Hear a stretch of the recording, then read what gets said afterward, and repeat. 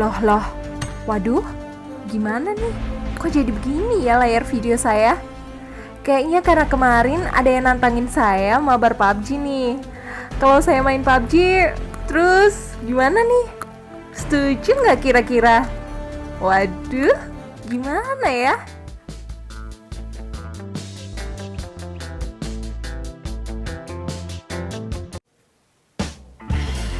Sebelum kita lanjut, saya ucapkan selamat datang di channel YouTube saya. Jangan lupa subscribe dan klik tombol lonceng.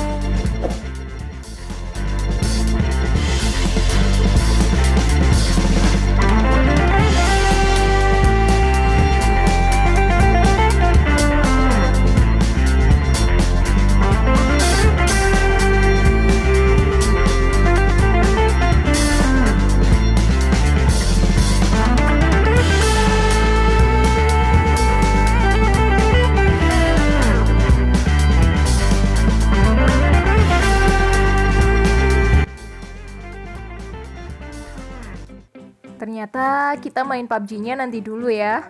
Kita belajar dulu nih, menanggapi beberapa request dari teman yang ingin tahu cara paling sederhana dan cepat untuk mengetahui kalimat bahasa Inggris itu yang benar atau yang salah tuh seperti apa.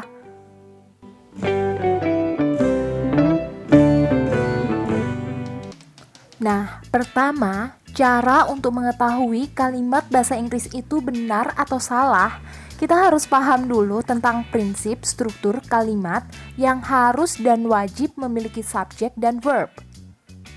Ini adalah aturan yang tidak boleh dilanggar. Kalau dilanggar, gimana ya? Ya jelas aja kalimat itu salah. Kemudian, subjek itu bisa berupa noun atau noun phrase. Noun itu kata benda seperti I, you, they, we, he, she, it. Kemudian kalau noun phrase itu ibaratnya yang ada keterangannya ya, seperti students of university, the books for the teacher, kemudian novel by Samantha Lee. Nah, ini adalah noun phrase. Di sini kita juga harus bisa membedakan apakah subjek yang dimiliki oleh kalimat tersebut merupakan subjek tunggal atau jamak. Hal ini akan mempengaruhi bagaimana verbnya nanti. Biasanya subjek tunggal itu yang tanpa huruf S di belakangnya, ya. Lalu kalau jamak biasanya yang diberi tambahan huruf S. Misalnya, kalau book itu tunggal, sedangkan books itu jamak. Seperti itu. Sekarang kita lanjut ke verb. Selain subjek, sebuah kalimat harus juga memiliki verb. Contoh verb itu seperti is, am, are, was, were. Atau kata-kata yang menggambarkan aktivitas seperti study, run, cook, read, dan seterusnya. Yang perlu dicatat juga, subjek dan verb itu harus seimbang satu sama lain. Dalam arti, apakah dia jamak atau tunggal ya? Ini yang sangat mendasar sekali. Oh, okay.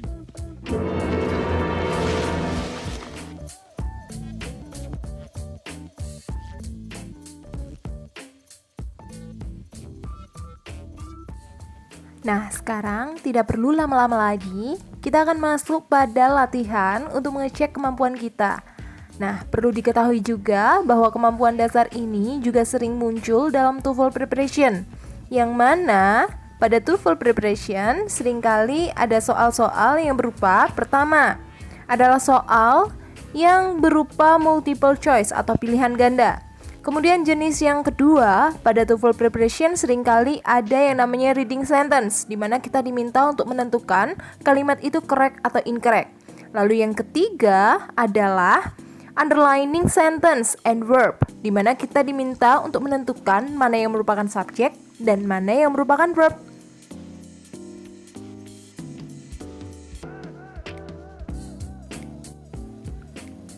Nah, sekarang kita langsung ke soal yang pertama. Pada soal semacam ini, sekali lagi saya ingatkan, kita harus tahu yang mana yang merupakan subjek dan mana yang merupakan verb. Apakah kalimat itu sudah lengkap, ada subjek atau verbnya? Nomor 1, he gave money to the man in the corner. Dia memberi uang pada pria. Nah, mana yang merupakan subjek dalam kalimat ini? Yap, he ini adalah subjek. Lalu, mana yang merupakan verb atau kata kerja dalam kalimat ini? Yap, kata kerjanya adalah give. Dari sini kita tahu bahwa kalimat ini lengkap. Dia memiliki subjek dan memiliki verb. Maka kalimat ini adalah kalimat yang benar karena kalimat ini utuh atau komplit, ada subjek dan verbnya. So this is correct. Kita lanjut ke kalimat yang kedua. Kita perhatikan baik, apakah kalimat ini sudah lengkap, punya subjek dan verb. Subjeknya adalah the boy. Nah, mana yang merupakan verbnya? Tidak ada, so this is incorrect. Nah, seperti itu ya. Sekarang kita akan lanjut pada soal yang nomor 3. Mari kita tunggu bersama. Soal yang ketiga, sekali lagi saya ajak untuk menentukan mana yang merupakan subjek. The girl, subjeknya. Lalu, apakah di sana ada verb? Karena kalimat ini tidak ada verb, so kalimat ini bukanlah kalimat yang benar atau ini merupakan kalimat yang incorrect. Lanjut ke nomor 4. His favorite article is written on the green book. Pada kalimat ini, mana yang merupakan subjeknya? Oke, his favorite article adalah subjek, lalu verbnya adalah is. Karena dia sudah punya subjek dan verb, so kalimat ini adalah kalimat yang correct. Kita lanjut ke nomor 5. Anita is very rich. Nah, ini adalah kalimat yang sederhana sekali. Subjeknya tentu Anita. Lalu verbnya yang mana? Is adalah verbnya.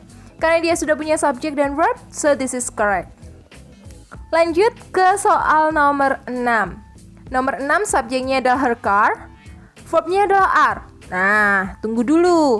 Di sini car adalah subjek tunggal. Lalu are itu adalah verb untuk jamak. Boleh nggak kalau seperti ini? Tentu tidak. So, kalimat ini adalah kalimat yang incorrect. Karena subjeknya tunggal, sedangkan verbnya bukan tunggal, tetapi jamak. Nah, kalau seperti ini salah ya. Semoga dapat mengetahui atau memahami apa yang saya jelaskan. Kita lanjut pada latihan yang nomor 7. Nah, subjeknya yang mana nomor 7 ini? Nah, sudah jelas subjeknya adalah I. Kemudian di situ juga sudah ada verbnya. Karena kalimat ini sudah lengkap, memiliki subjek dan verb, so kalimat ini adalah kalimat yang benar atau correct. Kita lanjut pada kalimat yang nomor 8. Kita perhatikan bersama pada soal nomor 8. Subjeknya adalah the novel, kemudian verbnya adalah are. Hati-hati di sini kita perhatikan novelnya jamak atau tunggal. Kalau novel itu adalah tunggal. Karena tunggal, maka mestinya verbnya adalah is, bukan are. Lanjut ke nomor 9. The lady was the dean of this faculty. Lady adalah subjeknya, was adalah verbnya. Karena sudah lengkap dan sudah sesuai antara tunggal atau jamaknya, maka kalimat ini correct. Lanjut ke nomor 10. The students writes letter to their parents. Students jamak, writes itu untuk tunggal. Nah, sekali lagi, kalau subjek dan verbnya tidak seimbang antara tunggal jamaknya seperti ini, maka dia adalah kalimat yang incorrect atau kalimat yang tidak benar. Karena ada perbedaan antara keseimbangan antara subjek dan verbnya. So, this is incorrect. Lanjut ke nomor 11. Nomor 11, subjeknya adalah they. Ini adalah subjeknya. Saya garis bawah. Kemudian verbnya adalah reads. Hati-hati, they ini jamak atau tunggal. Karena jamak, mestinya verbnya bukan reads, tetapi read. Nah, seperti itu ya. So, this is not correct. Ini bukan kalimat yang benar. So, this is incorrect. Seperti itu. Lanjut ke nomor 12. Kalimat nomor 12 ini, subjeknya adalah